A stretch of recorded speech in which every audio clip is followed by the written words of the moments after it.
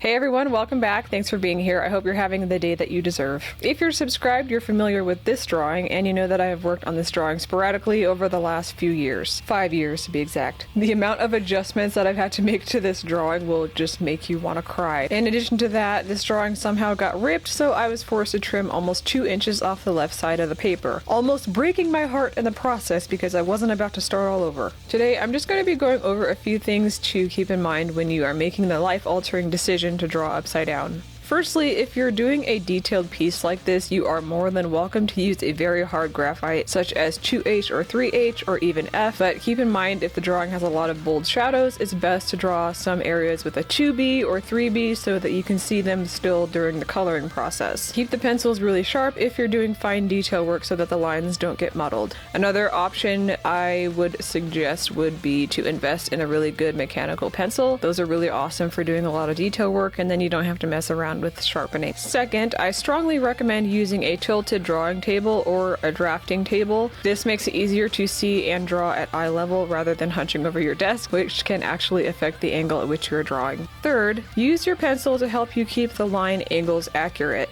So for example, on this AquaMan suit, I tend to draw a lot of triangles and I think they're called rhombuses. Is that the word? I don't know. But they are all drawn on a tilt or a curve, so when it's upside down, it's easier to see how these forms actually look. It's easier to see the direction that they face. It also is easier to see how far back in space certain angles of those are. So usually with like a superhero suit, a lot of the parts of the suit are really three-dimensional, so that is something to keep in mind, paying attention to all of the shapes in the suit and which shapes are closer, meaning that they have more white highlight, and which shapes go back further in space, which would be the shadows. Sometimes the color and the heavy black shadows can throw you off. I don't notice the issue as much when I'm drawing upside down. Because my work is drawn freehand, it takes longer. It requires more thinking when you have to examine the angles, proportions, determine where the shadows are going to go, determine what the composition will be. Obviously, you can never get everything 100% or even 90% in most cases, but there's nothing wrong with that because you are human and not a printer. That's part of being an artist, adding in your own touches to your work. Even the most skilled hyperrealism artists that I know, they do not copy everything completely. They either add items, they change the shadows, they draw the hair their own way, change the eyes, or